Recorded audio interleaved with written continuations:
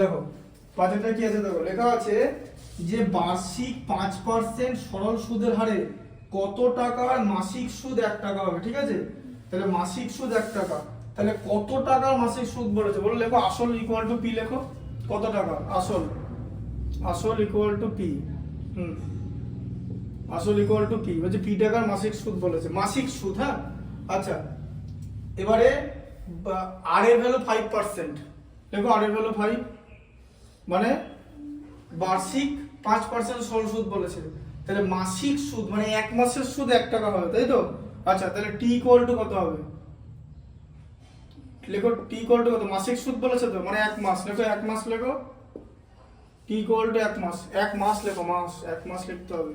আচ্ছা মাসকে বছরে করতে হবে তো, কারণ এই ফর্মুলা তো টি তো বছরে হয়, মাসে তো হয় না, তাহলে 1 মাসকে কি করে বছরে করবে বলো, মাসকে কি দিয়ে ভাগ করলে বছরে হয়, 1/12। হ্যাঁ 1/12 বছর ইকুয়াল টু লেখো 1/12 বছর, 1/12 বছর। হ্যাঁ তাহলে মাসকে 12 দিয়ে ভাগ করা হচ্ছে, ঠিক আছে, মাসকে 12 দিয়ে ভাগ করলে বছর, তাহলে টি এর ভ্যালু। আচ্ছা এবারে বলেছে মাসিক সুদ 1 টাকা হবে, 1 টাকা সুদ, 1 টাকা সুদ মানে কি এসআই, লেখো এসআই ইকুয়াল টু 1, বোঝা গেল? সব পড়বে না, পড়ার কিছু নেই, এসআই ইকুয়াল টু 1 টাকা। ঠিক আছে, আচ্ছা এবারে ফর্মুলা সব পেয়ে গেছো তো, তাহলে এবার এখানে লেখো, এখানে লেখো SI equal to, SI equal to, বুঝতে পারলে কনসেপ্টটা, P into R into T by 100, যে ফর্মুলাটা হয় P into R into T by 100। আচ্ছা এবার লেখো এসআই, এসআই এর ভ্যালু কত,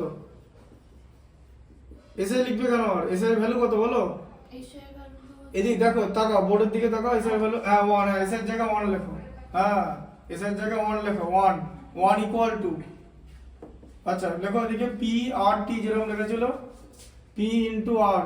আচ্ছা টি এর ভ্যালু কত, টি এর ভ্যালু হচ্ছে 1, তাই ঠিক করে দেখো, হ্যাঁ 1/12, 12, হ্যাঁ 1/12 লেখো, 1/12, হ্যাঁ ইন্টু 1/12, হ্যাঁ নিচে 100 লেখো বাই 100। আচ্ছা এবারে কোনাকুনি গুণ হয় তো, তাই তো? কত টাকার মাসিক সুদ, আর এই ভ্যালুটা তো 5 লেখো নি, আচ্ছা ঠিক আছে, এবার এখানে লেখো কোনাকুনি গুণ হয় তো, লেখো পি ইন্টু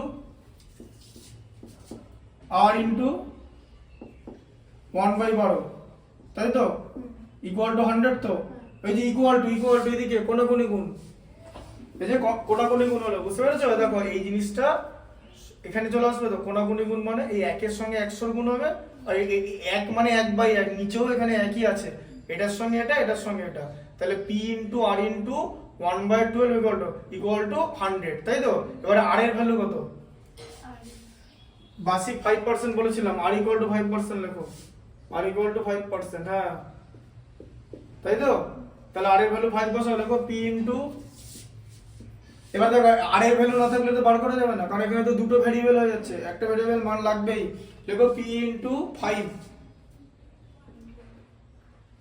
ইকুয়াল টু, আচ্ছা এই 12টা নিচে ছিল তো, উপরে ওইদিকে 100 এর সঙ্গে গুণ হয়ে যাবে, লেখো 12 ইনটু 100, ভালো করে করতে হবে, 12 ইনটু 100, বুঝে করো, বুঝতে পারলে? 12টা নিচে ছিল, গুণ হয়ে গেল।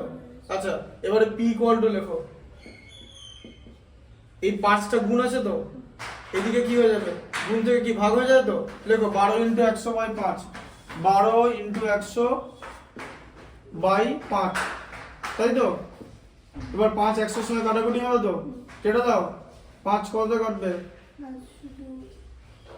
10 এর সঙ্গে কত কাটে, 10 এর সঙ্গে কত কাটে, 5 কে কত দিয়ে গুণ করলে 10 হয়, ব্যাস 2 লেখো, আর হ্যাঁ আর শূন্যটা দিয়ে দাও, তাই তো? তাহলে কত হলো 20 ইনটু 12, তাই তো?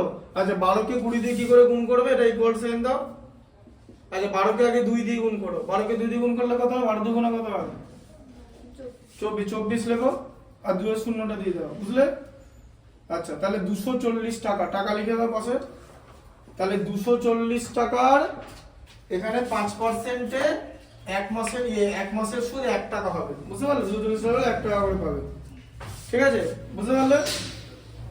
কনসেন্ট দেখো, শোনো টোটাল ব্যাপারটা কনফিডেন্স, ভালো করে এগুলো এই দিকটা তুমি যদি ভালো করে পুট করে নিতে পারো, তাহলে এখানটা করা কোনো ব্যাপারই না, ঠিক আছে?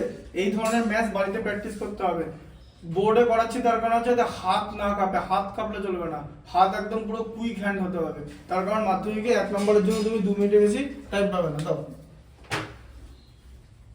কোনো